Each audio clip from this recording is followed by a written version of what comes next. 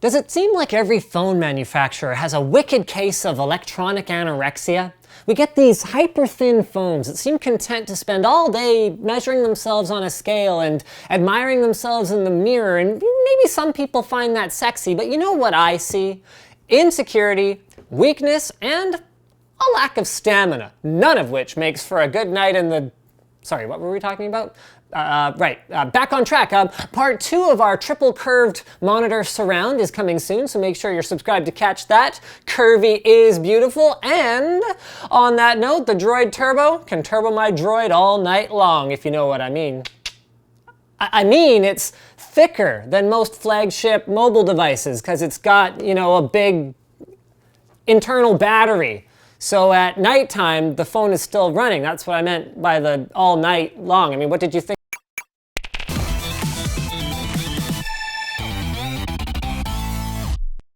The Cooler Master Neptune 240M features an exclusive pump design and their new Silencio fans to provide impressive near-silent performance. Click now to learn more.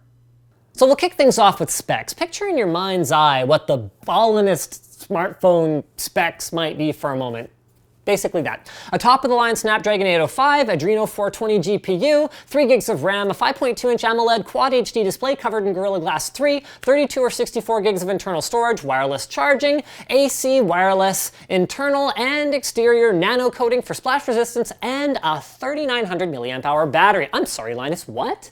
Did you just say this thing has just about enough battery capacity to power itself and act as a battery bank for my buddy's iPhone? Yeah, I did. But calm yourself down, I'll talk more about it later. Let's do the quick physical overview first. At the back, we find the 21 megapixel still camera that also records Ultra HD at 24 FPS with its super bright dual flashes, a Motorola logo, and one of the most satisfying material choices that I've ever encountered on a phone. I mean, Gorilla Glass, aluminum unibody, blah, blah, blah, blah, blah. The Droid Turbo's ballistic nylon doesn't do as much as I expected to improve grippiness, but it's something different. It looks and feels amazing in the hand, and I was even able to clean the pasta sauce that my 2-year-old spilled on it without too much effort. Seriously, I could have killed him though. Anyway, on the left we got nothing, on the bottom micro USB, and on the right the well-positioned but slightly mushy lock button and volume rocker that doubles as a nano SIM tray. And then finally on the top a 3.5mm jack. I actually prefer this position. It makes it a little easier to sort of pull the phone out of your pocket and look at something without getting it caught on stuff. Which leads us around to the front. The mono speaker does face forward and it's loud enough, but sound quality is very unexceptional. Fortunately, the screen is a different story. Now, I criticized LG's choice of a Quad HD display in the G3 because I don't think the minuscule improvement in display sharpness was worth the lackluster contrast in that case. And I still don't think a 2560 by 1440 display is necessary on a smartphone. But the AMOLED display that Motorola opted for enables that cool notification system where only the necessary pixels are illuminated for previews and gives the Droid Turbo's display rockin' contrast that makes it look great, even outside. It's not perfect. I wish that minimum brightness was actually lower for nighttime viewing. There's more motion blur than I'd like when scrolling, and there's a noticeably cool color shift when you look at it off axis, but after the first couple of days, I pretty much stopped noticing most of those things.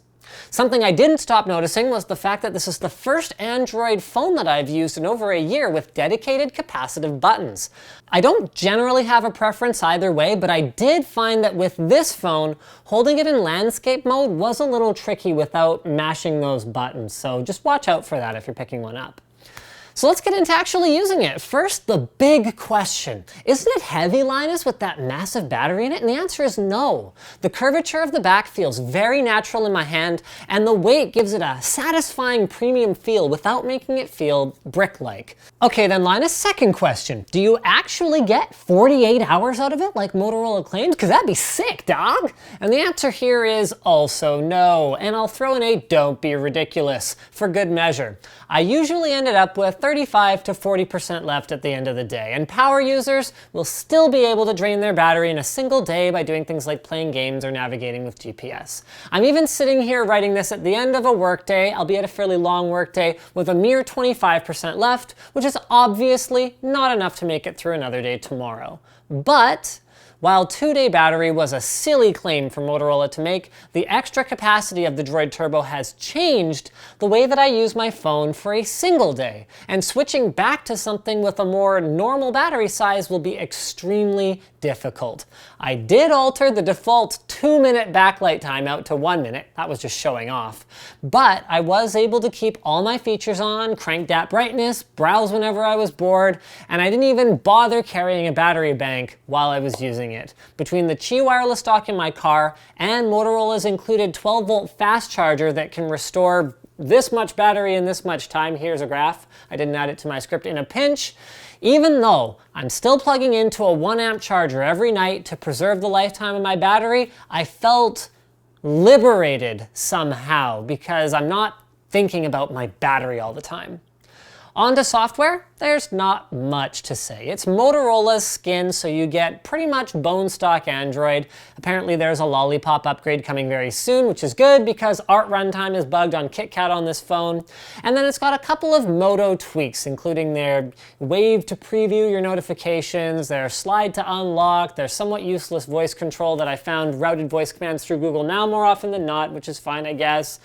And there you go, it's Moto skin. One thing I noticed, although it's not directly related to software, was that whichever keyboard I was using, stock Android or SwiftKey, I am bloody accurate on the Droid Turbo. The bottom is a little pointy, resting on my pinkies, but the chin bar size is pretty much perfect to me, and I can fly on this thing. Which leads us to the most negative part of this review. The camera is wicked fast to open with one of the most reliable gesture launch mechanisms I have ever seen, and it takes fantastic 20+ megapixel stills like this one of my cat Rumble with gorgeous shallow depth of field, but the problem is in the word stills. Moving subjects, whether you're trying to capture a photo with the extremely slow shutter lag, or a video with the non-optical stabilized, jittery feeling motion that doesn't seem to be avoidable, just don't work that well for this phone. I tried a couple alternate camera apps and neither of them helped, so all I can do at this point is hope that Motorola fixes this with the Lollipop update or shortly thereafter, because otherwise it's going to be a serious mark against this phone for a lot of people. Which leads us to the conclusion for this video.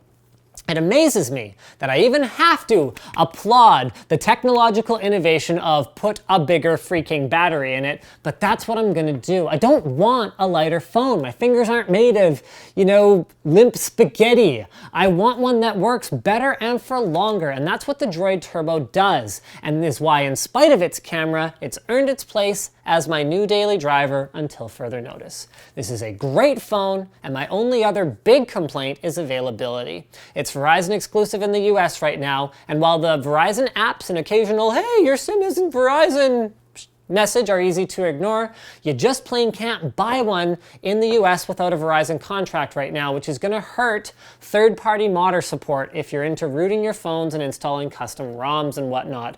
Although this may be less of an issue outside of the US where there's a max SKU that, may be possible to purchase depending on the region.